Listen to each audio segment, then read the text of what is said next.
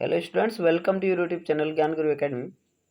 Students, इस video में मैं बात करूंगा कक्षा 12 के हिंदी के। ठीक है, जो हमारी सीरीज चल रही थी बच्चों कक्षा 12 की हिंदी में। ठीक है, क्या चल रही थी? गद्य का विकास। गद्य के विकास से जो कि आप लोग का कितने नंबर का प्रश्न पूछा जाता है? 5 नंबर का प्रश्न पूछा जाता है हर साल। तो बच्चों उसी गद्य के विकास को हम आज आगे भी पढ़ेंगे। ठीक है, गद्य के विकास में हमने आप लोग को कितने क्वेश्चंस करवा दिया था, पहले वो समझ लेते हैं। तो हमने इसमें अब तक 100 क्वेश्चंस करवा दिए हैं।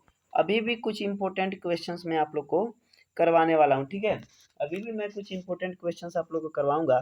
तो आज हम प्रश्न संख्या 101 से शुरू करेंगे और 125 तक के प्रश्नों को हल करेंगे। तो देख सकते हैं कि प्रश्न संख्या 1 पे छायावादोत्तर युग के किन्हीं दो एकांकीकारों के नाम लिखिए। छायावादोत्तर युग के किन्हीं दो एकांकीकारों के नाम लिखिए। तो यहाँ पे आप देख सकते हैं बच्चों की डॉक्टर धर्मवीर भारती एवं डॉक्टर लक्ष्मी नारायण लाल छायावादोत्तर युग के प्रमुख एकांकीकार हैं। छायावादोत्तर युग के दो एकांकीकारों के नाम क्या क्या हैं? धर्मवीर भारती और लक्ष्मी नारायण लाल। क्लियर है? अब नेक्स्ट प्रश्न की बात करें 102 102। आलोचना विधा के 4 प्रमुख लेखकों के नाम लिखिए। आलोचना विधा के प्रमुख 4 लेखकों के नाम लिखिए। यहाँ पे बच्चों आलोचना विधा के प्रमुख 4 लेखक कौन कौन से हैं? आचार्य रामचंद्र शुक्ल, नंद दुलारे वाजपेयी, हजारी प्रसाद द्विवेदी, श्याम सुंदर दास तथा डॉक्टर नरेंद्र आलोचना विधा के प्रमुख लेखक हैं। ये सभी क्या हैं बच्चों? आलोचना विधा के प्रमुख लेखक हैं। क्लियर है ना? अब प्रश्न संख्या 103। प्रश्न संख्या 103 में क्या है, पहले इसे समझ लेते हैं। हिंदी गद्य की विविध विधाओं के नाम लिखिए। यानी हिंदी गद्य जो होती है उसकी क्या क्या विधाएं होती हैं। यहाँ पे बच्चों बहुत सारी विधाएं होती हैं। क्लियर है? बहुत सारी विधाएं होती हैं। तो यहाँ पे देखिए क्या क्या होता है। पहला है नाटक, दूसरा उपन्यास, तीसरा एकांकी, चौथा कहानी, पांचवा निबंध, छठवां आलोचना, सातवां आत्मकथा, आठवां जीवनी, नौवां यात्रा वृत्त, 10वां रेखा चित्र, 11वां संस्मरण, 12वां गद्य काव्य, 13वां रिपोर्टाज, 14वां डायरी, 15वां रेडियो रूपक और 16वां भेंट वार्ता आदि। ये सभी बच्चों हिंदी गद्य की क्या है? प्रमुख विधाएं हैं। ठीक है, अब प्रश्न संख्या 104 की बात करें। प्रश्न संख्या 104 क्या कह रहा है? प्रश्न संख्या 104 कह रहा है द्विवेदी युग के प्रमुख आलोचना लेखकों के नाम लिखिए। आप देख सकते हैं द्विवेदी युग के प्रमुख आलोचना लेखकों में आचार्य महावीर प्रसाद द्विवेदी, मिश्र बंधु, बाबू श्याम सुंदर दास, पदम सिंह शर्मा, कमलेश, लाला भगवान दीन आदि के नाम उल्लेखनीय हैं। क्लियर है बच्चों? इन सभी के नाम क्या हैं? उल्लेखनीय हैं। प्रश्न संख्या 105। छायावादी युग के सबसे प्रसिद्ध आलोचना लेखक कौन थे? छायावादी युग के सबसे प्रसिद्ध आलोचना लेखक कौन थे? तो बच्चों इस तरह से भी यह प्रश्न पूछा जाएगा कि छायावादी युग के जो सबसे प्रसिद्ध आलोचना लेखक हैं वो कौन थे? तो आप क्या जवाब देंगे? छायावादी युग के सबसे प्रसिद्ध आलोचना लेखक आचार्य रामचंद्र शुक्ल थे। कौन थे बच्चों? आचार्य रामचंद्र शुक्ल थे। प्रश्न संख्या 106। हिंदी के दो प्रसिद्ध आलोचकों के नाम बताइए। तो हिंदी के दो प्रसिद्ध आलोचक थे बच्चों, कौन कौन से थे देख लीजिए। हिंदी के दो प्रसिद्ध आलोचक हैं, कौन कौन से हैं? आचार्य रामचंद्र शुक्ल, कौन है बच्चों? आचार्य रामचंद्र शुक्ल। और दूसरा है बाबू श्याम सुंदर दास। आचार्य रामचंद्र शुक्ल और बाबू श्याम सुंदर दास हिंदी के दो। ठीक है, प्रश्न संख्या 107। आधुनिक युग के किसी प्रसिद्ध गद्य आलोचक का नाम लिखिए। आधुनिक युग के किसी प्रसिद्ध गद्य आलोचक का नाम लिखना है बच्चों। यहाँ पे आप देख सकते हैं कि डॉक्टर नागेंद्र हिंदी के एक प्रसिद्ध गद्य लेखक हैं। ठीक है, आधुनिक युग में डॉक्टर नागेंद्र हिंदी के एक प्रसिद्ध गद्य लेखक हैं। प्रश्न संख्या 108। शुक्लोत्तर युग के आलोचना लेखकों के नाम लिखिए। तो आप देख सकते हैं doctor Ram Kumar Verma, doctor Nagendra, doctor Ram Vilas Sharma आदि शुक्लोत्तर युग के प्रसिद्ध आलोचना लेखक हैं। प्रश्न संख्या 109। समालोचक पत्र किस युग में प्रकाशित हुआ था? तो बच्चों समालोचक पत्र द्विवेदी युग में प्रकाशित हुआ था। किस युग में हुआ था बच्चों? द्विवेदी युग में प्रकाशित हुआ था। प्रश्न संख्या 110। व्यवहारिक समीक्षा के क्षेत्र में ख्यात आलोचकों के नाम लिखिए। व्यवहारिक समीक्षा के क्षेत्र में ख्यात प्रमुख आलोचक हैं आचार्य नंद दुलारे वाजपेयी, आचार्य विश्वनाथ प्रसाद मिश्र, डॉक्टर विनय मोहन शर्मा, डॉक्टर गोविंद त्रिगुणायत आदि हैं। ठीक है। प्रश्न संख्या 111, मार्क्सवादी समीक्षा के क्षेत्र में ख्यात आलोचकों के नाम लिखिए। मार्क्सवादी समीक्षा के क्षेत्र में ख्यात प्रमुख आलोचक हैं डॉक्टर रामविलास शर्मा, शिवदान सिंह चौहान, डॉक्टर विशंभर नाथ उपाध्याय आदि। क्लियर है बच्चों। प्रश्न संख्या 112, प्रश्न संख्या 112 देखिए क्या कह रहा है कि जीवनी किसे कहते हैं। प्रश्न संख्या 112 है आप लोग का कि जीवनी किसे कहते हैं। हिंदी में जीवनी लेखन का कार्य किस युग में प्रारंभ हुआ। तो बच्चों किसी व्यक्ति विशेष के जीवन का जन्म से लेकर मृत्यु तक की घटनाओं के क्रमबद्ध विवरण को जीवनी कहा जाता है। हिंदी में जीवनी लेखन का कार्य भारतेंदु युग में प्रारंभ हो चुका था। ठीक है। हिंदी में जीवनी लेखन का जो कार्य हुआ था बच्चों भारतेंदु युग में प्रारंभ हो चुका था।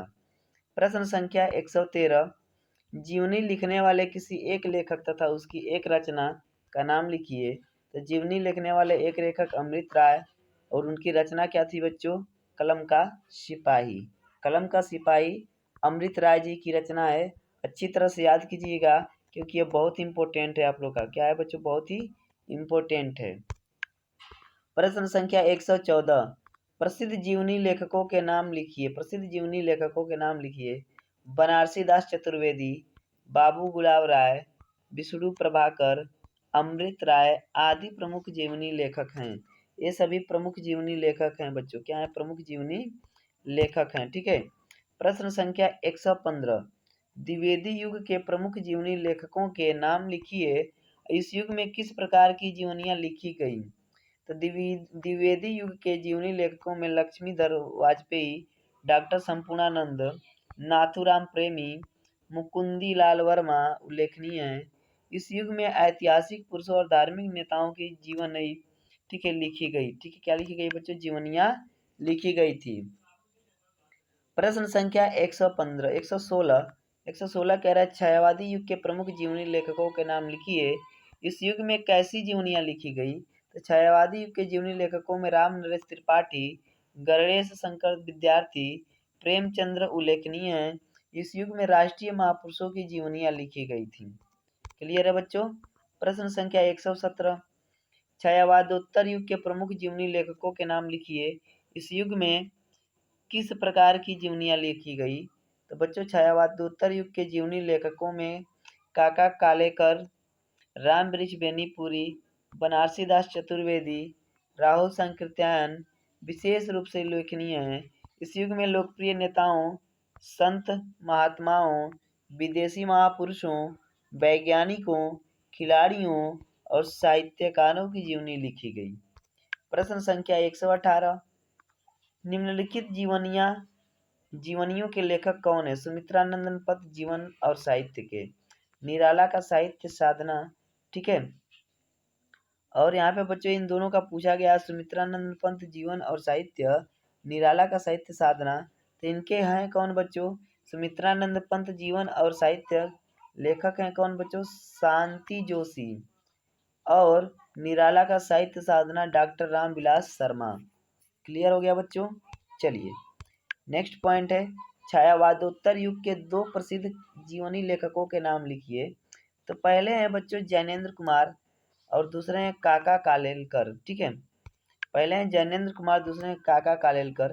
प्रश्न संख्या 120, प्रश्न संख्या 120 कह रही है आत्मकथा का अर्थ बताइए और इसकी परिभाषा दीजिए। हिंदी में प्रथम आत्मकथा का नाम बताइए। इंपॉर्टेंट क्वेश्चंस हैं बच्चों, ये सारे क्वेश्चंस इंपॉर्टेंट है, आप इंपॉर्टेंट लगा लीजिएगा इसको। और सारे क्वेश्चन जितने मैं करा रहा हूँ सारे इंपॉर्टेंट है आपके एग्जाम की दृष्टि से। आत्मकथा का शाब्दिक अर्थ होता है अपनी कहानी। क्या होता है बच्चों, अपनी कहानी।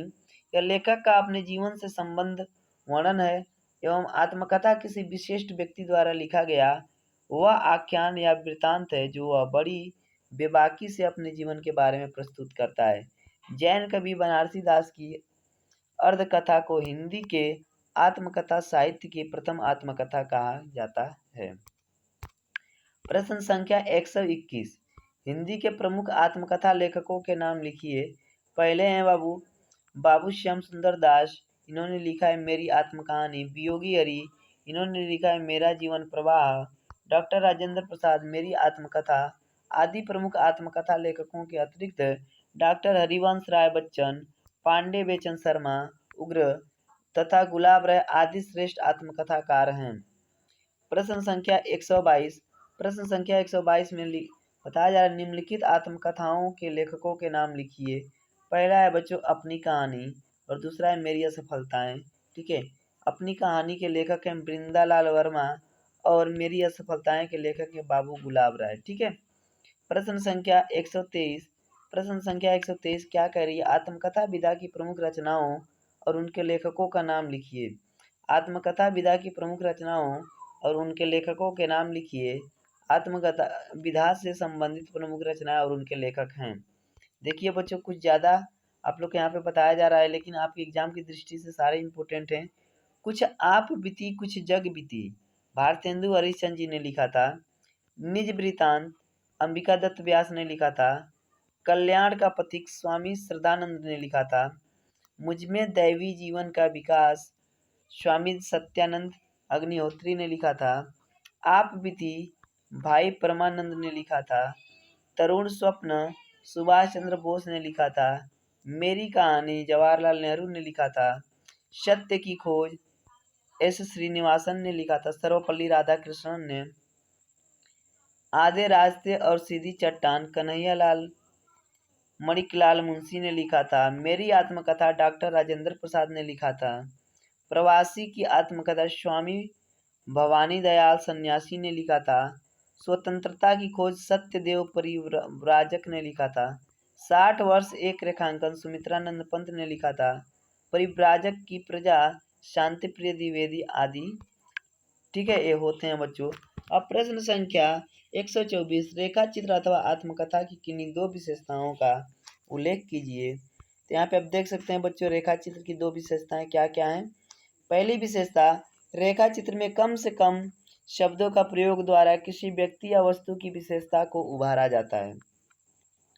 दूसरी विशेषता, रेखा चित्र में लेखक पूर्णतः तटस्थ होकर किसी वस्तु या व्यक्ति का चित्रात्मक शैली में सजीव तथा भावपूर्ण चित्र प्रस्तुत करता है। आत्मकथा देख लीजिए। महापुरुषों द्वारा लिखी गई आत्मकथाएं पाठकों को उनके जीवन के आत्मीय पहलुओं से परिचय कराती हुई मार्गदर्शन करती है और प्रेरणा देती है। दूसरा है बच्चों आप लोग का, लेखक स्वयं अपने जीवन के प्रसंगों को पूर्ण निजता के साथ भावात्मक एवं रोचक शैली में प्रस्तुत करता है। ठीक है। प्रश्न संख्या 125, रेखा चित्र किसे कहते हैं, इसको परिभाषित कीजिए। रेखा चित्र साहित्य की वह गद्यात्मक विधा है जिसमें किसी विषय विशेष का उनकी बाह्य विशेषताओं को उभारते और तत्संबंधित विभिन्न संक्षिप्त घटनाओं को समेटते हुए शब्द रेखाओं के माध्यम से सजीव, सरस, मर्मस्पर्शी एवं प्रभावशाली चित्र उभारा जाता है। सो बच्चों, आज के वीडियो में हमने 25 क्वेश्चंस को कवर किया है। अगर आपको एक क्वेश्चंस आपने क्वेश्चंस पढ़े हैं तो बच्चों आप क्या करना कि नोट्स तैयार करके पढ़ना। क्या करना? नोट्स तैयार करके पढ़ना, ताकि आप नोट्स से अपनी प्रिपरेशन अच्छी तरीके से कर सकें। क्लियर है ना? नोट्स तैयार करके पढ़िएगा। और ये वीडियो आपको पसंद आई हो तो ज़्यादा से ज़्यादा दोस्तों में बच्चों शेयर कीजिए, वीडियो को लाइक कीजिए। और अभी तक चैनल पर नए हैं तो चैनल को सब्सक्राइब करके बेल आइकन को जरूर दबा लीजिएगा, ताकि हमारे आने वाली वीडियो को नोटिफिकेशन सबसे पहले आप तक पहुंच सके। चलते हैं ठीक है, चलते हैं। आज की वीडियो में इतना ही। मिलेंगे एक नई वीडियो में, तब तक के लिए धन्यवाद।